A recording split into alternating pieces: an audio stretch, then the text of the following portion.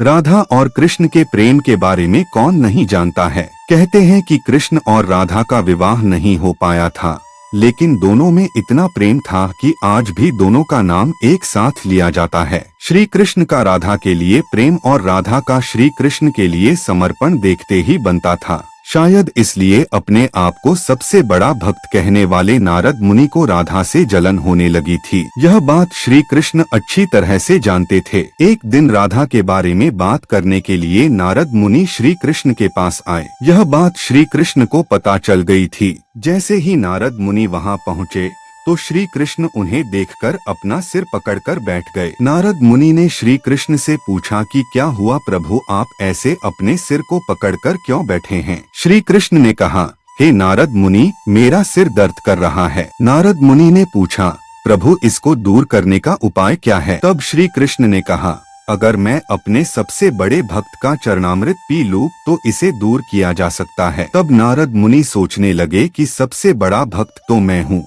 लेकिन अगर मैं अपना चरणामृत दूंगा तो मुझे नरक जाने जितना पाप लगेगा। मैं प्रभु को अपना चरणामृत नहीं दे सकता। कुछ देर सोचने के बाद उनके मन में राधा का विचार आया और वे सोचने लगे कि लोग राधा को भी तो श्री कृष्ण का सबसे बड़ा भक्त मानते हैं, इसलिए क्यों न उनके पास जाकर पूछा जाए। ऐसा सोचकर वह राधा के पास गए और उन्हें सारी बात बता दी। राधा ने जैसे ही सुना, एक बर्तन में अपने पैर धोकर चरणामृत नारद मुनि को देते हुए कहा, हे मुनिराज, मुझे नहीं पता कि मैं उनकी कितनी बड़ी भक्ति हूँ, लेकिन मुझे यह पता है कि श्री कृष्ण को अपना चरणामृत देने से मुझे नरक में जाने जितना पाप लगेगा और मुझे नरक जितनी यातना सहन करनी पड़ेगी। मुनिवर, वह सब मैं सहन कर सकती हूँ, लेकिन अपने स्वामी को पीड़ा में नहीं देख सकती। यह चरणामृत ले जाकर आप उन्हें दे दें। राधा की बात सुनकर नारद मुनि का सारा घमंड चूर चूर हो गया और उनको पता चल गया कि राधा ही सबसे बड़ी भक्त हैं